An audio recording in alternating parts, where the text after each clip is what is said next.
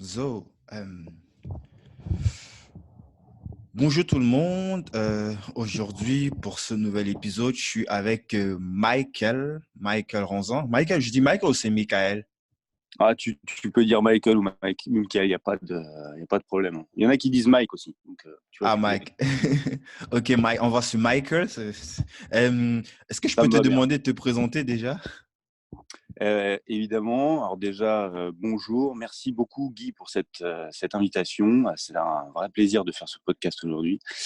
Pour me présenter, je m'appelle Mike Ronsin, j'ai 40 ans, j'ai plus de 15 ans d'expérience au service du commerce, dans le domaine du commerce et de la stratégie marketing.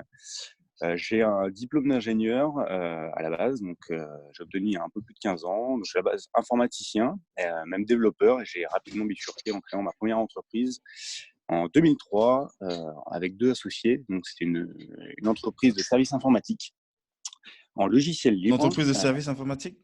Ouais, en 2003. Donc j'ai créé cette société.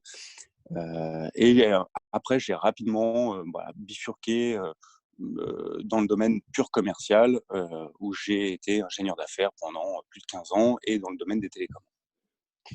Yes. Michael, tu es aujourd'hui le chairman de NAMES. NAMES qui est Euh, comment est-ce que toi tu définis cette boîte? Parce que c'est pas juste un label de marque générique comme on a l'habitude de voir.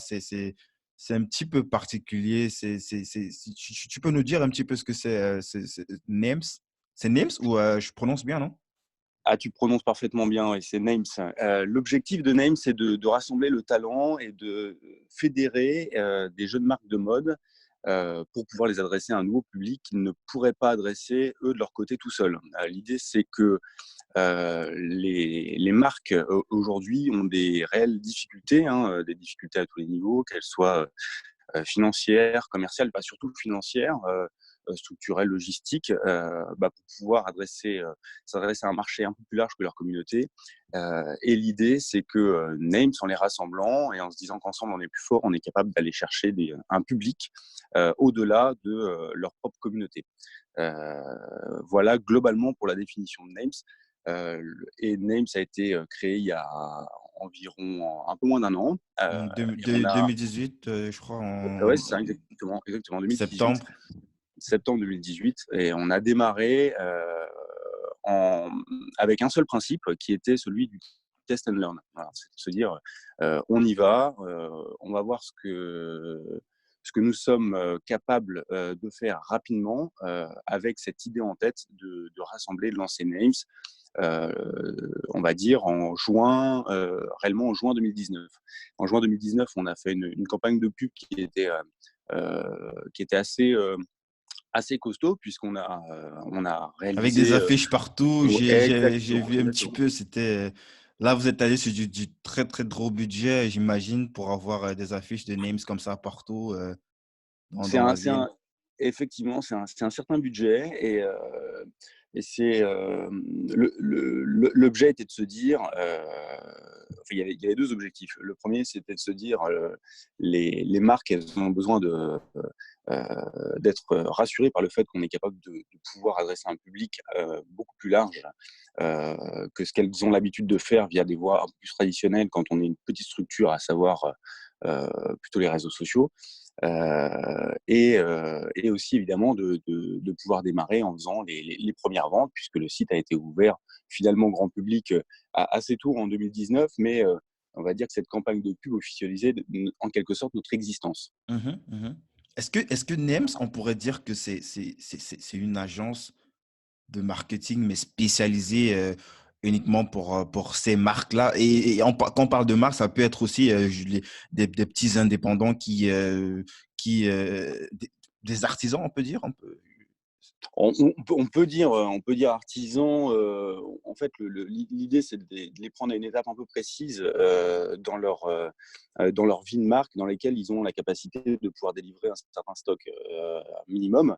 Mhm. Après, on n'est pas non plus sur une échelle de stock qui est démentielle. L'idée, c'est vraiment de les accompagner dans le temps à pouvoir justement se développer. Tout Mais simplement.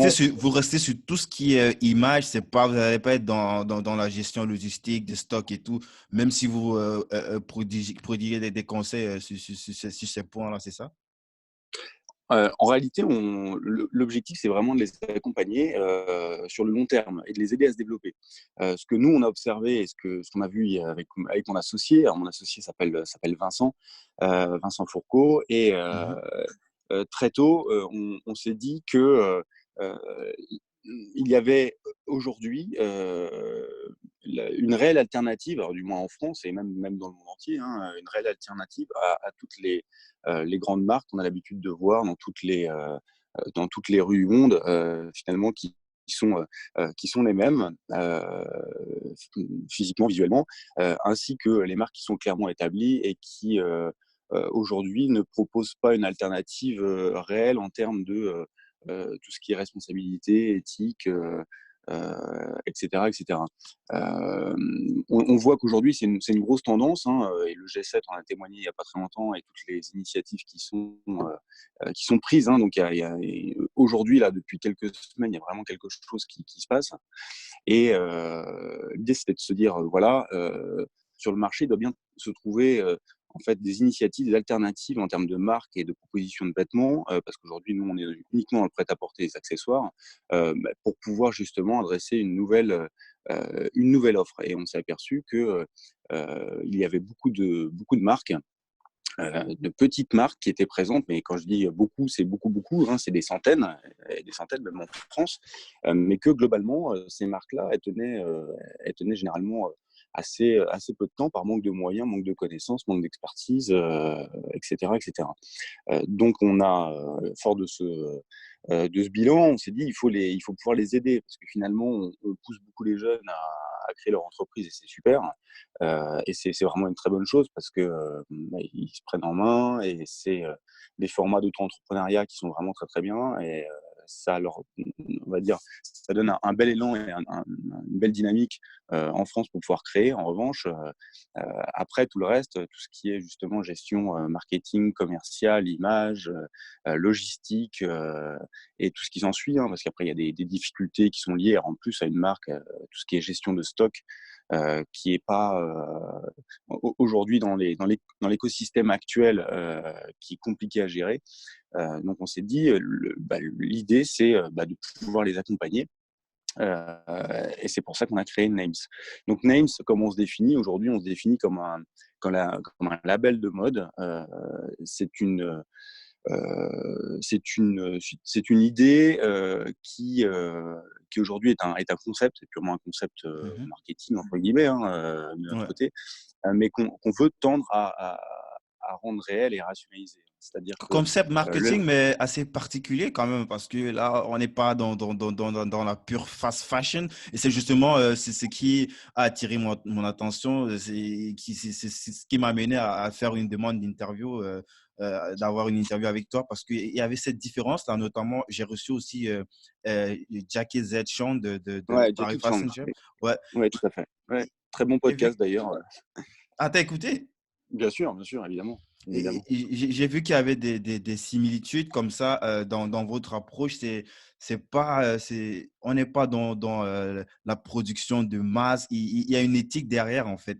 Et surtout, le fait, j'aimerais qu'on revienne sur tous ces sujets, notamment aussi ta boutique en ligne. Elle est même en refonte, j'ai remarqué. Elle C'est- est en refonte, effectivement. On va faire un lancement le 10 octobre. Donc, pour le moment, comme on a beaucoup de travail sur ce lancement, on a préféré temporiser et préparer et lancer le site à nouveau le 10 octobre. Donc, il sera accessible, et on va faire en sorte de faire des choses originales. Enfin, vous verrez, il y a deux, trois trucs sympas à voir. Voilà. Excellent. Donc, on va revenir en profondeur sur ce que NEMS fait, mais avant, je voudrais on va un petit peu on va un peu retourner en arrière parce que tu as dit un truc Ouais, assez intéressant. Tu as dit que tu as une formation de développeur, c'est ça? ouais, à la base, oui, oui, tout à fait. Ouais. En fait, moi, je suis ingénieur informaticien, et Tu es originaire de Nantes, non? D'après ce que exactement. j'ai. Alors, je suis pas originaire de Nantes, j'ai fait mes études à Nantes. Oui, tout à fait. Ah, ok. Ouais, voilà. Donc, Et je suis un pur parisien, enfin plutôt banlieusard, hein, puisque je suis, Enfin, les euh, arènes. je suis même aujourd'hui présentement dans la même ville. D'ailleurs, la société est au Vésinet, hein, dans le 78, et j'ai toujours été là, quoi. Voilà. Mais j'ai fait mes études à Nantes. Comment est-ce que la transition s'est faite de partir comme ça on les connaît, les développeurs, comment ils sont, c'est pas, ce sont des gens qui ils ont une philosophie de vie qui n'est pas très, très, généralement, ils sont souvent purement très, très, très produits, ils sont pas trop, trop marketing. Et aujourd'hui, toi, tu portes ces deux casquettes et ce qui est, je pense, très, très important pour pouvoir avoir une vision d'ensemble de ce que tu proposes sur NAMES. Mais comment est-ce que la transition s'est faite entre ce parcours très, très produit, développeur, ingénieur et la partie marketing? Alors là effectivement, je vais parler d'une autre vie, hein, qui était la mienne, il y a beaucoup, enfin il y a 15 ans, il y a plus de 15 ans maintenant. Moi j'ai suivi, très, très simplement le parcours qui m'était proposé, on va dire dans les études, dans ma scolarité. Donc en fait, tout simplement, j'étais bon plutôt en logique et en maths. J'ai toujours été bon dans cette matière, et puis tout ce qui entourait finalement les maths, donc Mhm. la physique, la chimie, la biologie, tout ça. Donc naturellement, en fait, je me suis retrouvé un peu coincé dans cette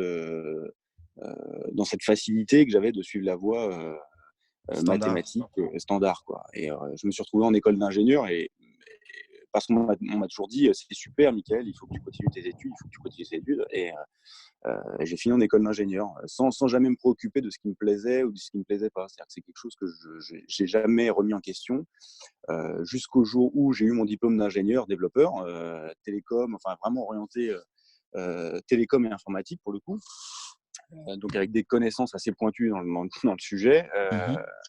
Et quand je suis arrivé, on va dire dans le domaine du travail, hein, dans la partie active, je me suis aperçu au bout de quelques mois, enfin je dirais même, ça a été très rapide, quelques semaines, que c'était pas du tout fait pour moi. Et que de Notamment faire des pour, choses. c'est pour SFR que tu as bossé à l'époque, si je ne m'abuse. Alors non, SFR, non, j'y ai travaillé pendant 8 ans en tant qu'ingénieur d'affaires, donc là j'étais plutôt sur le côté commercial. Ah ouais, ça Heu c'était après la Et reconversion. voilà, et non, tu n'as pas forcément trouvé ce que j'ai fait avant, parce que je l'ai pas forcément gardé, ni même sur mon profil ou sur mon historique. Ça fait partie d'une autre vie, et non, j'ai commencé dans une société de services qui s'appelait à l'époque CMG, qui a été rachetée, par Logica, puis qui a été rachetée par CGI, qui est une très, très grosse société de services canadienne. Mhm. Heu, voilà, et j'ai commencé en tant que consultant, développeur, puis chef de projet, sur des sujets qui me tenaient pas forcément à cœur. Donc très rapidement, je me suis posé la question: «Mickaël, qu'est-ce que tu fais là?» Voilà, et «Qu'est-ce que tu es en train de faire? Est-ce que c'est vraiment ça que tu veux? Et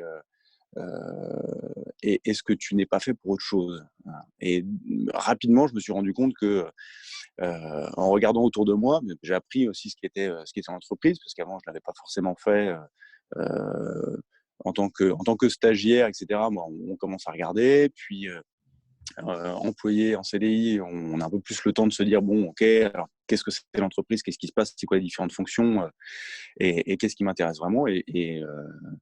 Ce qui m'attirait le plus à l'époque, c'était le commerce.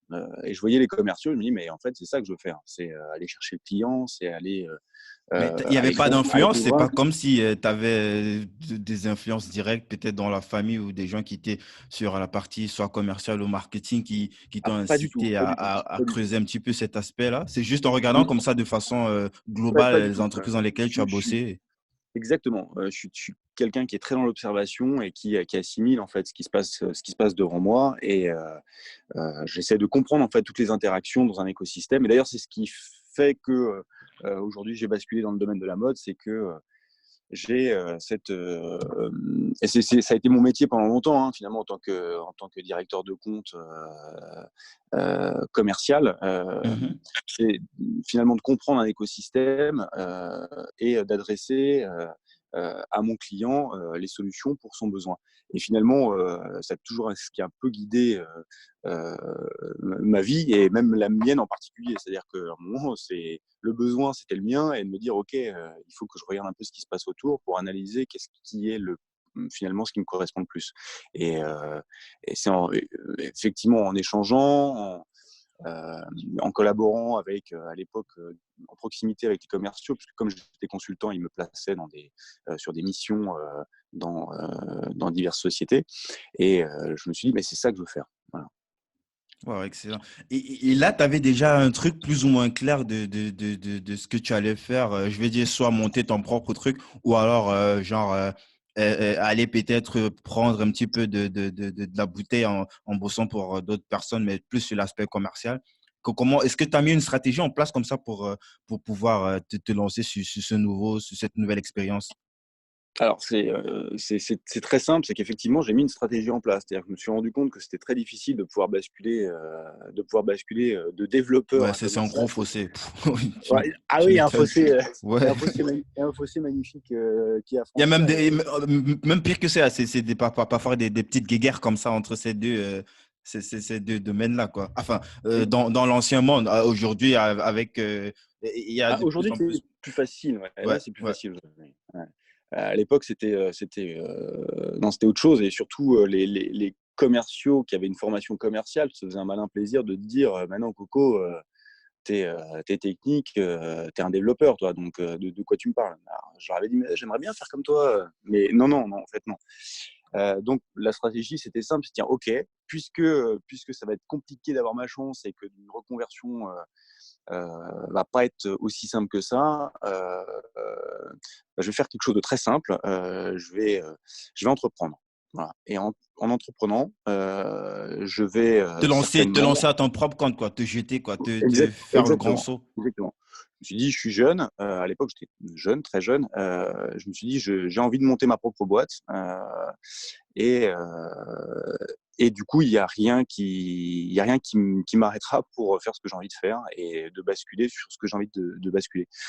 Et j'ai rencontré, alors c'était ce que j'avais en tête, hein, je me dis: «Bon, il faut que j'entreprenne, il faut que je crée quelque chose pour pouvoir justement apprendre, et avoir l'occasion, en fait, d'apprendre». Parce que moi, dans ma vie, j'ai fait qu'apprendre beaucoup de choses sur Mhm. des sujets différents, divers et variés, et je me suis dit: «Bon, il faut que, je puisse, créer cette structure dans laquelle je pourrais évoluer». Et j'ai rencontré bon, évidemment, quand on est consultant dans une société de service, on rencontre plein de gens et j'ai rencontré des gens intéressants, tous, Ouais, des qui profils touchent les différents, métiers, j'imagine. des profils différents. Et je me suis associé rapidement à deux profils qui souhaitaient créer une société et qui avaient, alors, c'était deux profils du type aussi très très technique, hein. Donc il y avait un profil plutôt orienté architecte et un autre profil plutôt orienté tout ce qui est intégration et hébergement. Et ils voulaient lancer un projet d'hébergement mutualisé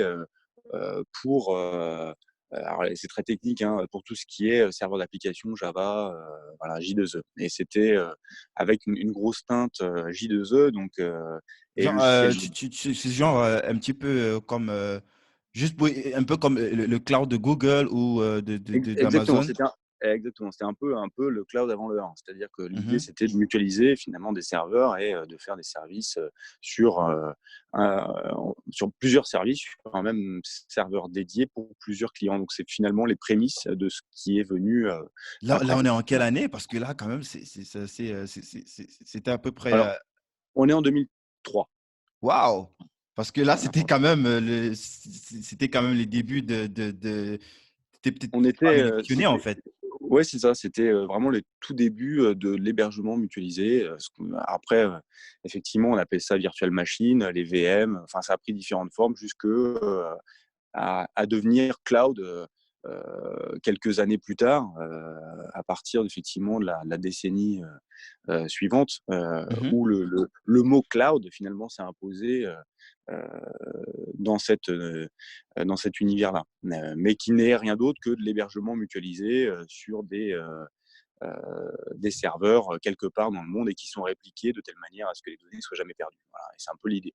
Hein, c'est ça. Mais quand même, ça reste quand même assez tech, tu vois. Et est-ce que là, tu avais la possibilité de basculer ou tu avais un petit peu les mains, vu que tu montais, vous étiez en train de monter vous-même la boîte, tout le monde faisait un petit peu de tout. C'était pas juste toi qui étais derrière ton ordinateur à croiser des matrices et des chiffres. Non, non, pas du tout. En fait, quand on a lancé ce projet-là, mon idée, c'était de prendre la partie, c'était le deal entre mes associés et moi.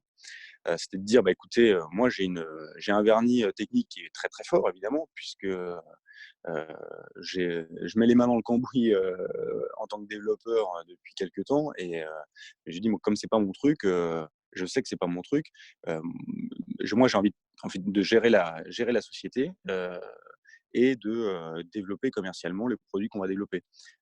Et on est parti sur ce principe-là en se disant, bah, moi, j'ai le profil gestionnaire et commercial, Mhm. stratégie, et vous vous occupez de la technique. Alors évidemment, même si on s'occupait tous de la technique quelque Ouais, part, tu parce avais qu'on quand savait même un regard comme ça par rapport à ton évidemment, ouais. expérience et peut-être, je pense que ça a dû peut-être être un avantage quelque part quand même parce que là, tu n'avais pas juste le mindset du développeur qui est concentré sur son produit et qui ne regarde pas de façon globale et vice-versa, hein, parce que même les commerciaux qui ne s'inquiètent pas, par exemple, de tout l'exploit technique qui y a à faire pour pouvoir concevoir un truc qui est ergonomique. Peut-être tu faisais un petit peu le compromis entre les deux mondes, j'imagine. Exactement, exactement, en me disant que ma capacité à comprendre derrière pouvait m'aider justement à mieux vendre. Ce qui d'ailleurs, après, on s'aperçoit que c'est bien de savoir derrière ce qui se passe, mais que finalement, ça t'aide pas beaucoup, quoi. Quand tu veux vendre, il vaut mieux peut-être pas savoir ce qu'il y a derrière, parce que ça te permet d'avoir des arguments un peu plus percutants vis-à-vis d'un client final.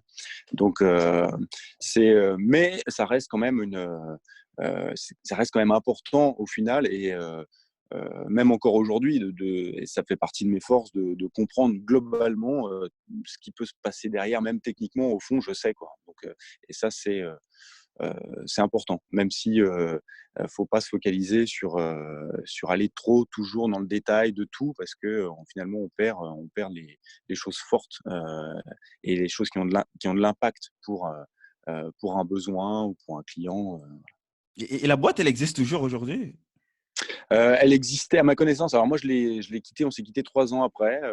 On avait réalisé un peu de chiffre d'affaires, mais ils voulaient m'emmener dans une direction qui était finalement trop technique. Et moi, j'étais devenu en 2-3 ans trop commercial. Et la société a existé pendant une dizaine d'années. Je crois qu'ils ont arrêté en Waouh. 2015, je crois. Et ils ont basculé sur une autre société qui travaille dans le paiement. Voilà, tous les Ouais, deux d'ailleurs. mais c'était pas mal déjà comme première expérience en tant que enfin sur sur cette nouvelle partie que tu voulais expliquer. Et c'était quoi ton retour par rapport à ça? Alors mon retour par rapport à ça, c'était de me dire, en je, Je veux dire, à la fin, est-ce que ça t'a dissuadé? Est-ce que ça t'a, par ah non, exemple, non, non, est-ce que non, tu non, en étais fait, triste à dire, ah, en fait, ça, c'est pas pour moi, je suis pas fait, alors en oui, fait, je suis un doux. j'étais effectivement, j'étais très triste en fait, j'ai vécu ça comme un échec à l'époque en me disant, «Mince, j'ai échoué», mais rapidement je me suis dit: «C'est pas grave, j'ai échoué», mais en fait, mon objectif dès le départ, c'était bien de basculer commercial et j'ai tout de suite après, j'ai trouvé un job de commercial pur, hein, donc d'ingénieur d'affaires dans une société de service. Alors pour le coup, une société de service qui vendait de la prestation de consultant. Mhm. Euh, et ça m'a permis de basculer dans ce monde-là et de devenir ce que je voyais 3 ans auparavant. Du coup, Genre j'ai comme basculé. des chercheurs de talent. Voilà, exactement. C'est dans les sociétés de service très classiques qui effectivement sourcent. C'était quoi ton rôle de fournir du lead ou Ouais, c'est ça. En fait, l'idée, c'est il y a double casquette. C'est-à-dire que tu dois trouver, en tant que commercial en société de service, tu as cet objectif de réaliser du chiffre d'affaires en alimentant finalement tes clients qui ont besoin de profils spécifiques, techniques. Et le deuxième sujet, c'est d'aller sourcer en fait avec la RH les profils qui peuvent t'intéresser et les recruter. Voilà. Donc c'est recruter et recruter en fonction des besoins qu'ont tes clients parce que tu as un portefeuille client et en fonction de ces portefeuilles clients et de leurs besoins, du coup tu essaies de trouver et de signer les bons profils avec eux. Mais ça, c'est du gros boulot, hein. En fait, c'est deux. En fait, tu as deux grosses tâches, en fait. Et au-delà du sourcing des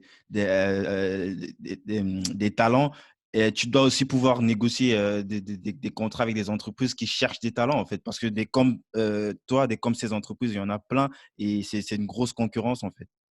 Exactement, exactement. En fait, c'est un gros boulot et on est et ça a duré 1 an et c'est un travail qui est très compliqué et j'admire tous ceux qui le font aujourd'hui parce que Ouais. C'est avec on l'humain, est en fait. Tout, c'est les que égos, il faut mélanger. exactement. C'est C'est super beaucoup complexe. d'humains. C'est beaucoup d'humains et en fait, on est tiraillé entre justement ce besoin du consultant, donc la personne humaine et technique qui a besoin de reconnaissance, qui a besoin de trouver finalement un travail au travers de la mission qu'on va lui donner chez son client, de pouvoir satisfaire le client avec ce profil-là. Et c'est un monde qui est assez aujourd'hui que moi je considère comme un peu inhumain en fait. De mon point de vue commercial de l'époque, c'est-à-dire on était parfois contraint, et c'est ce qui m'a gêné très rapidement, on était parfois contraint de façonner en fait le consultant tel que souhaiterait le voir son client pour le placer, parce que finalement il n'y a qu'une seule chose qui compte, c'est que c'est le chiffre d'affaires que tu dois Ouais. générer le mois, au jour le jour et à l'année, quoi. Donc consultant content pas content, c'est pas très grave, quoi. Il faut Ouais. que tu lui trouves une mission et il faut que tu le places, quoi.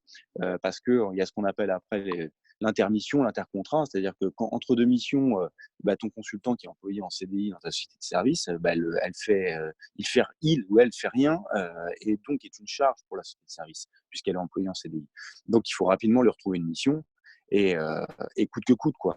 Donc c'est cette espèce d'engrenage dans lequel tu dois trouver forcément une mission pour quelqu'un, quitte à lui faire signer n'importe quoi parce que toi tu l'as sur les bras et qu'il pèse lourd en fait dans la Je société. vois un petit peu ce que tu veux dire parce que, par exemple, j'ai mon frère qui bosse pour Accenture et je pense que c'est un C'est petit ça en peu fait, c'est ça. le même. Et je pense qu'il y a notamment Capgemini ou Ouais, KPMG c'est qui ils exactement font ça. ce genre Ouais, de trucs. Il avait des exactement. moments comme ça, il peut passer 3, 4 mois, il n'y a pas de mission, mais il est toujours payé en fait.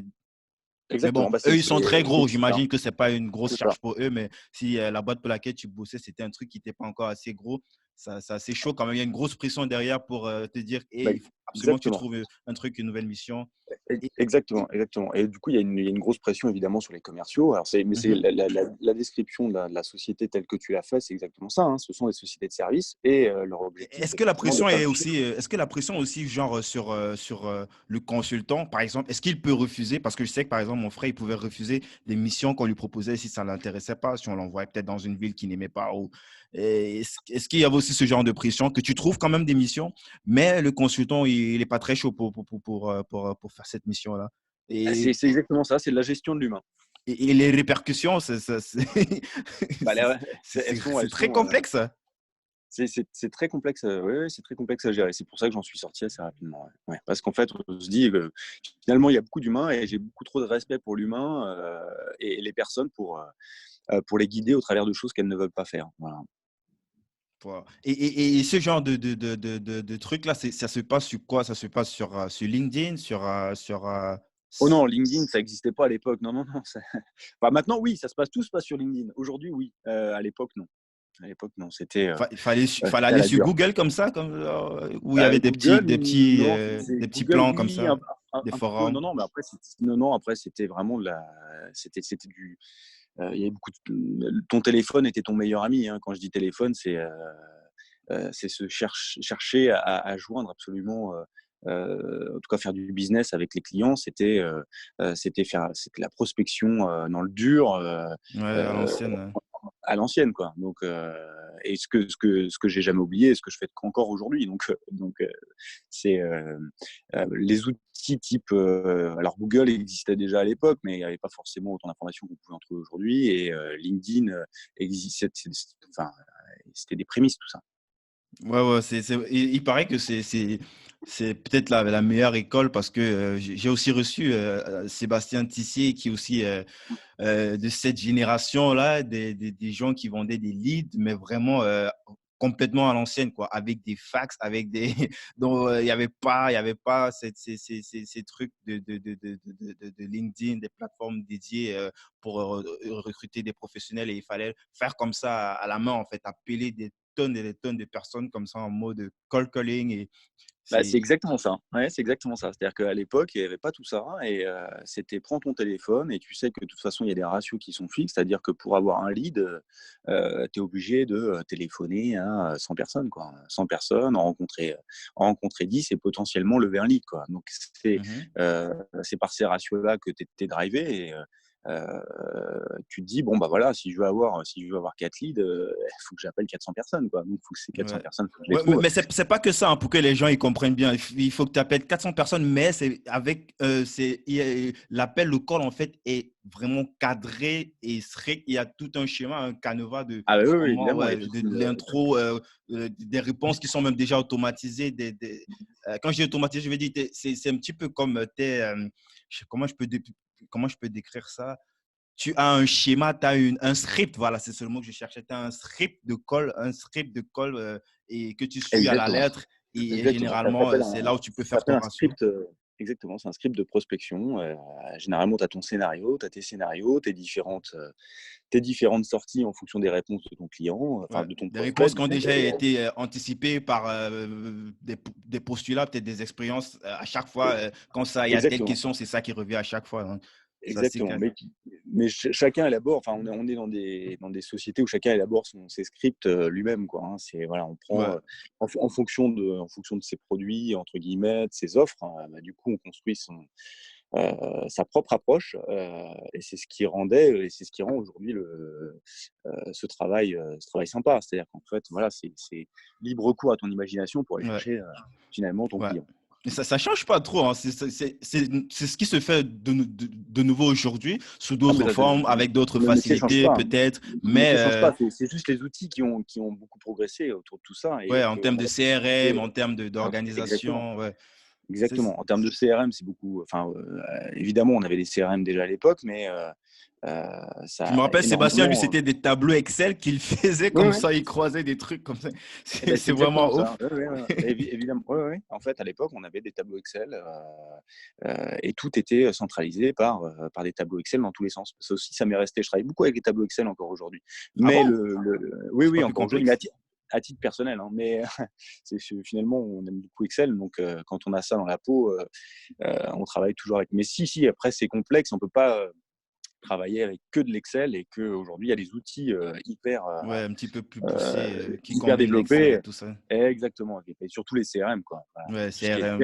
Il y a notamment CRM, Airtable, c'est que messagerie moi d'entreprise. j'utilise en fait. C'est vraiment très balèze. Tu peux suivre à la lettre le parcours. Enfin, pour ceux qui vendent des leads, hein. Donc, tu peux suivre à la lettre, savoir tel, je lui ai déjà envoyé. Et salut, merci d'avoir accepté la demande de connexion. Et tu as des messages même qui sont déjà automatisés avec des couleurs comme ça. J'adore cet outil. C'est ce que moi j'utilise pour LinkedIn. Et que tu sois Ouais, là ou ouais, qu'un autre collègue, je n'ai pas besoin d'expliquer quelque chose à quelqu'un. Il arrive sur le CRM, il comprend tout, il sait quel est le parcours, il sait ce qu'il doit faire en fait.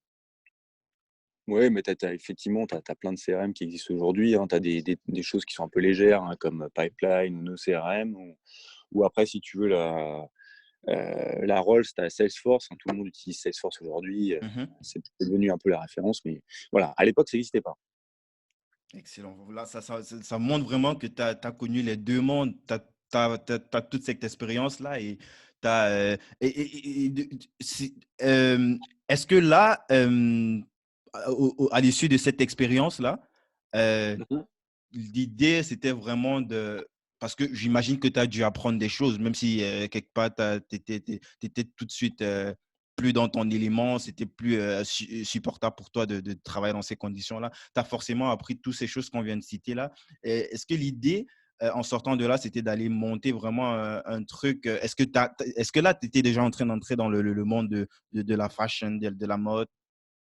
Oh non, j'en étais, je pense, j'en étais très loin et en fait, l'idée, pour lier notre échange d'il y a 5 minutes, c'était quand je suis sorti de la création de mon entreprise, je me suis dit, OK, donc j'étais déçu et prêt à rebondir, mais je m'étais dit, je reviendrai, un jour j'y reviendrai.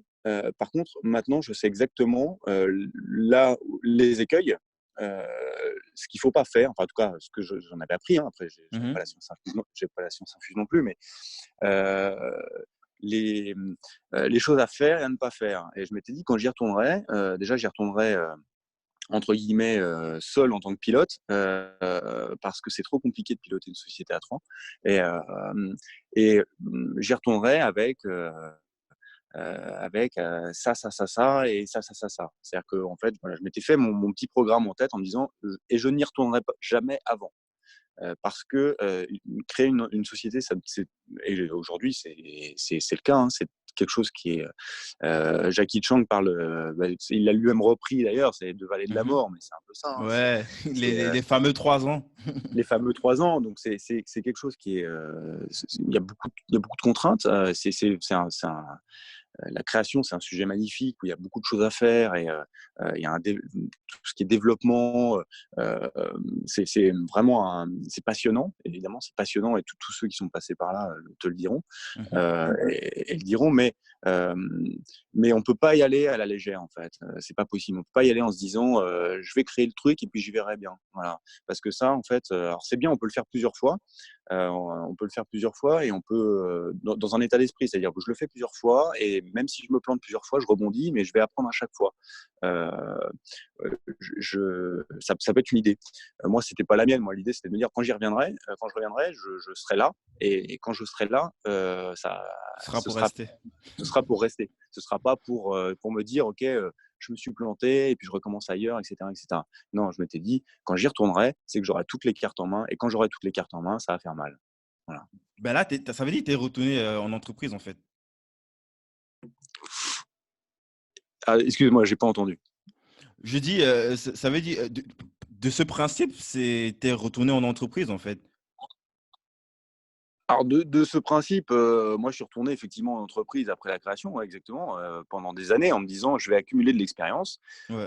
j'en ai pas assez, il y a des tas de domaines qui m'intéressent et sur lesquels je veux avancer et je veux me forger ma propre personnalité à travers tout ça, Mhm. et suivre mon propre chemin et le moment venu, j'y retournerai. Quand j'estimerai, avoir suffisamment, de connaissances, d'expertise, de recul sur beaucoup de choses, euh, je me dirais, c'est le moment. Et donc, ça a été le moment il y a 1 an et demi, quand, avec Vincent, mon associé, on s'est dit qu'il fallait euh, qu'on crée Names et qu'on aille sur ce chemin. Voilà.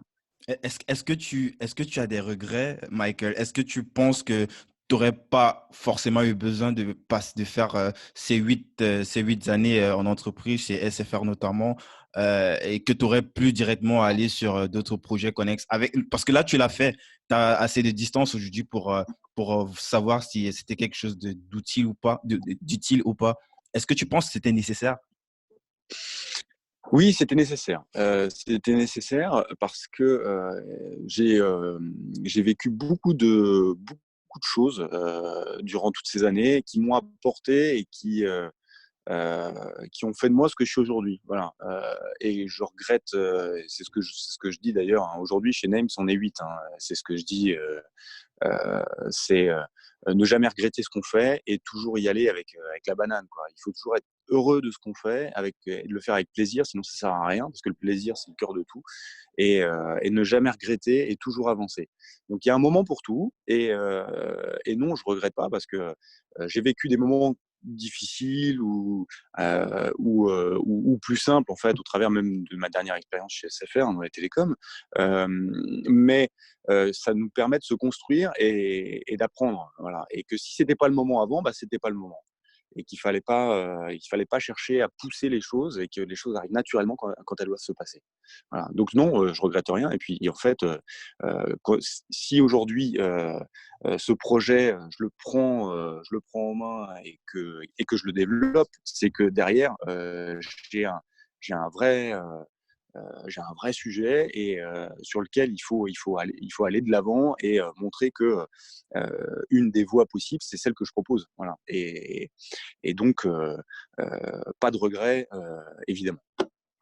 Ok. Alors, avant qu'on ne revienne sur NEMS, j'ai encore une dernière question. Non, je t'en prie. Est-ce que tu avais cette même, est-ce que je peux parler de discrimination, mais le fait, par exemple, que tu avais un profil très dev avant et que tu es Mhm. arrivé à SFR, ouais, il y avait déjà le profil de commercial que tu avais avant dans la boîte de recrutement de talents. Est-ce qu'il y a eu il y a eu un petit flou. Est-ce que c'était compliqué d'entrer à SFR avec ce profil-là? Non, pas du tout. Non, non, pas du tout. Ça s'est fait naturellement, en Ou c'était fait. le contraire? Wow, en plus, tu as deux expériences, une expérience de vendeur et en plus une expérience de dev, je sais pas. Non, finalement, au travers du temps et de l'expérience, tes anciennes expériences viennent à être gommées naturellement, en fait. Naturellement quand on parle, naturellement quand tu te présentes et naturellement quand on t'analyse, en fait. Mhm. Et mon passé de développeur, finalement, n'a plus jamais refait surface. Voilà. C'est quelque chose qui a été estompé avec le temps parce qu'en fait, on ne s'intéresse plus à ça. C'est-à-dire que finalement, on s'intéresse à la personne qu'on a en face de soi. Est-ce qu'elle est capable, oui ou non, de répondre aux enjeux de l'entreprise? Oui. Et si elle est capable, en quoi? Montre-moi, toi, Michael, que tu es capable de répondre aux enjeux une fois que tu es arrivé dans l'entreprise. Donc, finalement, le passé de développeur euh, finit par être gommé de lui-même au fil du temps. Mhm. Maintenant, ça te donne plein de cartes en main pour pouvoir faire des choses, mais ça m'a toujours finalement aidé dans le sens logique du terme. C'est-à-dire que Ouais. cette logique et ce côté analytique et logique, je l'ai toujours gardé en moi. De la même façon que je faisais à l'époque du code. Alors j'étais plutôt bon codeur, hein, c'est pas voilà, mais donc j'ai gardé ça dans la façon, dans mon approche. Donc j'ai une approche toujours très cartésienne, Ouais, très sur la partie mathématique, très analytique, j'imagine. voilà. Et ça, je l'ai gardé. Mais et finalement, c'est ce que voient les personnes, ceux qui m'ont recruté à un moment donné, c'est ce qu'ils ont vu aussi en moi. C'est mon côté très analytique, très cartésien, qui vient de mon côté développeur informatique. Excellent. Donc, tu as dit que, ouais, ma question, c'était plus par rapport c'est pas toi que je vais apprendre ça, ce phénomène des cases. On aime bien mettre les gens dans les cases, surtout Ah chez oui, nous en oui, oui, francophonie, tu es je développeur, qu'est-ce que confirme. tu fous? Ouais. Donc, c'est plus pour ça que je posais cette question. Et pour revenir sur ce qui est de NEMS, tu as dit que tu n'étais pas tout seul. Mais avant, comment est-ce que l'idée de NEMS, sur quoi est-ce que c'est parti? Qu'est-ce qui t'a inspiré en fait? Déjà ce nom, Names, le nom, Alors, les noms. les noms, c'est ça, exactement. Quand on a démarré, alors il y a plusieurs questions dans ta question. Quand on a démarré, donc il y a un peu plus d'1 an et demi avec mon associé Vincent, euh, qui travaille dans la finance, et c'est d'ailleurs pour ça que cette association, elle est pour moi importante Mhm. et qu'elle a du sens. C'est-à-dire que, je vais faire un petit aparté, c'est que pour la réussite d'une entreprise, et ça c'est l'analyse que j'en ai faite au travers de mon histoire, c'est que Ouais. pour réussir un projet, il y a 3 gros piliers. Ok. Il y a le premier pilier, c'est plus que l'idée, c'est la vision. C'est-à-dire une idée, mais dans le temps. D'accord. Donc, c'est-à-dire Mhm. que c'est bien d'avoir une idée, mais ça ne suffit pas. Il faut savoir comment ton idée va évoluer dans le temps et par rapport à quoi et dans son contexte, etc., etc. Donc, la vision, c'est un des piliers. Le deuxième pilier qui est important dans la création d'un projet tel qu'une entreprise, c'est la partie finance. C'est en gros comment tu vas réussir dans le temps à pouvoir garantir la stabilité financière de ton entreprise et la développer. Et ça, aujourd'hui, c'est mon associé Vincent qui a les clés de ce sujet-là, Mhm. puisqu'il c'est sa formation et qu'aujourd'hui, il travaille dans ce milieu-là et ce secteur. Et le troisième pilier, c'est l'exécution. C'est-à-dire que une fois que tu as cette vision, une fois que tu sais, bon, effectivement, tu peux garantir ta stabilité financière dans le temps, bah, il faut pouvoir l'exécuter. Donc, tu as un plan, et ce plan-là, il faut le mener à bien. Et pour le mener à bien, c'est moi qui suis le garant sur le sujet. Et voilà comment, en fait, cette association avec Vincent, pour moi, est clé parce que ces trois piliers-là sont respectés et c'est ce qui nous permet justement aujourd'hui de nous dire qu'on a, et avec notre volonté, notre dynamisme, etc., va faire que notre projet va réussir. Voilà, parce que ces trois fondamentaux-là Mhm. sont présents. Et, Comment le fit s'est et fait? Tu le connaissais avant? C'était un pote ou c'était quelqu'un que tu as rencontré comme ça pendant la période où tu as eu l'idée de Names et que tu as monté le projet? Alors c'est un ami de très longue date. En fait, on habite la même ville. D'ailleurs, aujourd'hui, c'est pas pour rien que le siège de la société est au Vésinet, comme je le disais au tout début. Mhm. C'est que ben, on a fait la même école, on vient du même endroit et on a gardé contact longtemps et on se voyait très souvent. Alors, on a pris des chemins très différents, hein, mais on discutait souvent en se disant que on avait des profils qui étaient complémentaires et que lui comme moi, on était entrepreneurs dans l'esprit et que il fallait qu'un de ces quatre, on travaille ensemble. Voilà. Et finalement, puisqu'on avait cette idée en tête dès le début, c'est venu très rapidement. Ouais. Ouais. Enfin, très rapidement, récemment. C'est Mais... quelque chose que ces dernières semaines, j'ai remarqué ça chez plein d'entrepreneurs, comme par exemple Jean-Charles Curdali que j'ai reçu la semaine passée. Pareil avec son associé de fête, l'entreprise de la Fotech qu'il a revendu à Restoin en 2018. Et son associé, c'était quelqu'un qui était dans son lycée, avec qui il avait plutôt un bon fit. Et il se disait comme ça, il a mis dans le coin de sa tête, si jamais il arrive que demain, je lance un truc, je pense qu'on devrait faire un truc ensemble, quoi. Et pareil, et direct dès qu'il a lancé Fête, comme associé, il a directement pensé à son pote et c'est comme ça que l'association s'est faite, en fait. Je pense que l'association et c'est même ce qu'on fait même au jour le jour, hein, chez Name, l'humain, il est au cœur de la réussite. À partir du moment, alors l'humain dans toute sa complexité évidemment, mais Ouais, ouais, ouais.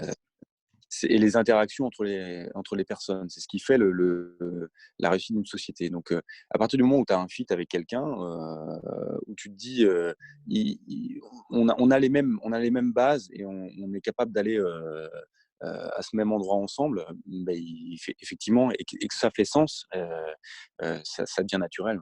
Mm. Excellent. Et dis-moi donc, comment est née l'idée de NEMS avant de revenir sur le nom NEMS?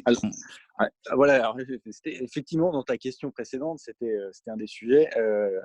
Donc quand on se voyait de manière récurrente avec Vincent, et on a énormément de sujets de discussion. Et il y a un sujet de discussion qui est venu donc il y a un petit moment maintenant, qui était euh, globalement, c'était on en a marre de s'habiller toujours chez les mêmes et de voir toujours les mêmes fringues partout et de voir le monde dominé par les mêmes marques qui finalement sont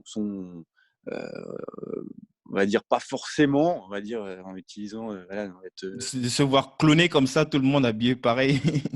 voilà, voilà, exactement, exactement. Et de se dire, et pas forcément dans le respect de l'humain ou des choses, bah, si Ouais, tu vois ce que je veux dire, mais bien sûr.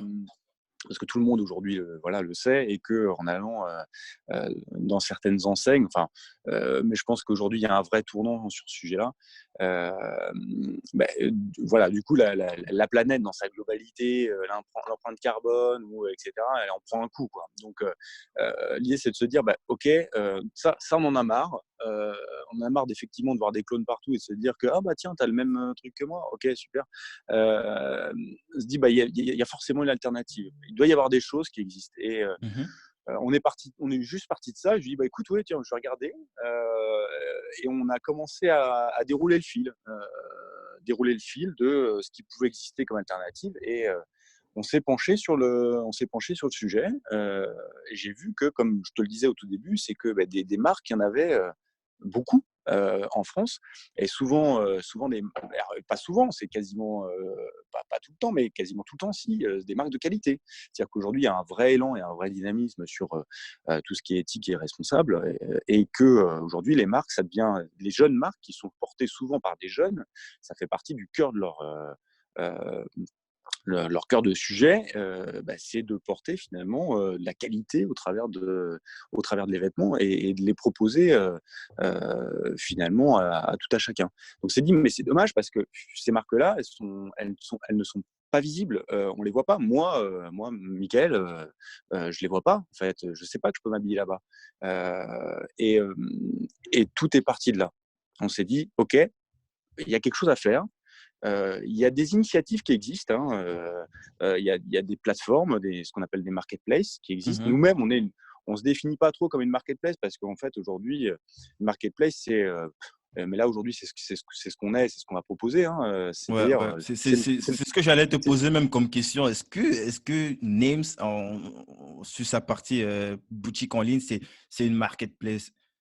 alors, sur la partie en fait B2C, c'est une marketplace. C'est-à-dire que, mais dans le sens originel du terme, c'est-à-dire c'est une place de marché dans lequel tu mets en relation des acheteurs et des vendeurs. Ouais, mais ce ne Euh, sont pas du tout donc, vos produits. Vous mettez juste en avant des produits de ces marques, de ces créateurs atypiques qui sont pas forcément, qui n'ont pas peut-être ce même aura ou cette même visibilité que les grosses marques, en fait, si je ne m'abuse. bah, oui, c'est ça. Et au-delà de ça, en fait, nous, le B2C, en fait, donc le business to consumer, c'est-à-dire ce qu'on propose auprès du grand public Mhm. vis-à-vis de ces marques, hein, pour nous, c'est une évidence à développer pour pouvoir aider et accompagner le créateur dans son développement lui-même. C'est-à-dire qu'on ne peut pas proposer, alors on pourrait proposer tout de suite des services B2B aux jeunes marques parce qu'elles en ont besoin, mais sauf qu'elles n'ont pas Ouais, les c'est un moyens. vrai besoin. On en parle notamment avec Jackie Chan, c'est un vrai besoin. Les petits commerçants ferment tous les jours parce que c'est vraiment chaud. C'est quelque chose c'est une vraie réalité. Et Et, elles n'ont pas compris en fait le tournant digital et tout. Et c'est ce que lui, il essaie d'apporter à son niveau. Mais toi, tu t'adresses directement aux clients en fait, en B2C. exact, Parce que lui, il va en exactement. B2B en fait. Lui, il va en B2B. En fait, le modèle de Jackie Chang est génial, en fait, évidemment, parce qu'il permet en fait à des boutiques qui aujourd'hui n'ont pas vu le virage du digital et s'en prennent plein la figure, de pouvoir concurrencer des grosses marques qui ont, enfin, quand je dis Ouais, ils ont grosses marques, toute la enfin, puissance qui sont très, marketing pour. Ouais, voilà, qui ont la puissance ils peuvent être marketing. partout en fait. Exactement, qui peuvent être partout dans le monde, et partout dans le monde physique et virtuel. Et Jackie, il permet justement de pouvoir aider ces boutiques-là à pouvoir proposer une offre qui est en tout cas de qualité, hein, et surtout à un prix qui permet, parce qu'en fait, il permet justement de casser en fait toute cette chaîne d'intermédiaires qui existe Ouais. dans l'écosystème actuel. Donc, Et même ça la permet barrière à justement de l'entrée, dégager des parce marges. qu'il y a toute la partie, par exemple, shooting photo, il est en parallèle. Je crois que c'est une journée, ça doit coûter dans les 2 500 euros. Je crois il a dit, dans ton podcast, il a dit 2000, et je l'ai rencontré, Jackie, effectivement, c'est ce qu'il dit. Ouais, ouais, 2000, ouais. Ça coûte excessivement cher et tout ça, toutes ces marques, lorsqu'elles sont validées, parce qu'ils se rassurent d'abord que ce sont des gens qui sont enregistrés. Donc, il y a une barrière. Donc, tu ne vas pas arriver sur le site comme ça et directement acheter ces produits. Donc, il y a cette barrière-là qui est cassée déjà, que tu peux avoir des photos professionnelles, tu peux avoir Exactement, exactement, sans dépenser un exactement. centime et vendre à des prix qui dépassent tout, au niveau concurrentiel quand même. On ne peut pas faire mieux, j'imagine. Alors ça fait partie pour moi, alors effectivement, Jackie, lui, il fait les photos côté B2B, donc ça sert pas les mêmes objectifs, c'est juste donner de la visibilité, au Pour client ces Mac final là, qui est. parce que ces Mac là, parfois, ils peuvent avoir l'obstacle de wow, moi, je peux pas. Puisque les photos, c'est pas une seule fois, en fait.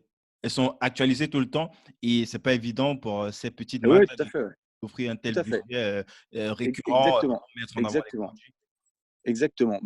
C'est-à-dire qu'il a Jackie, lui, dans son approche, il est digital, donc il a besoin de faire ses photos pour que les boutiques puissent voir, en fait, d'un point de vue digital, directement sur Internet, à quoi ressemble le produit, comment il est porté, etc., pour pouvoir réaliser leurs commandes.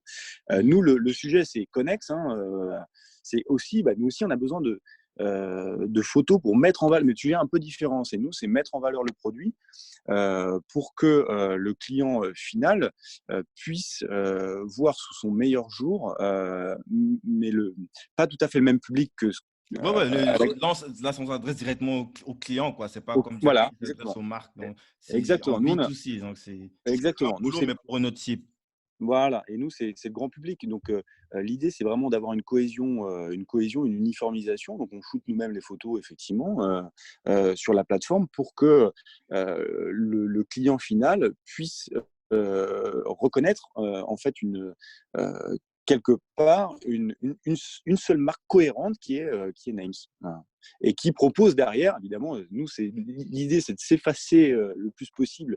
Donc, on a un design qui est très épuré, hein, pour s'effacer au profit des marques qui sont derrière. Donc, on a plein de choses à mettre en place, hein, au niveau de la mise en valeur des créateurs, et pas seulement au travers des photos qu'on fait pour mettre en valeur les produits, mais également à mettre en valeur tous les créateurs et les marques qui sont derrière. Et Name, c'est quoi? C'est l'idée.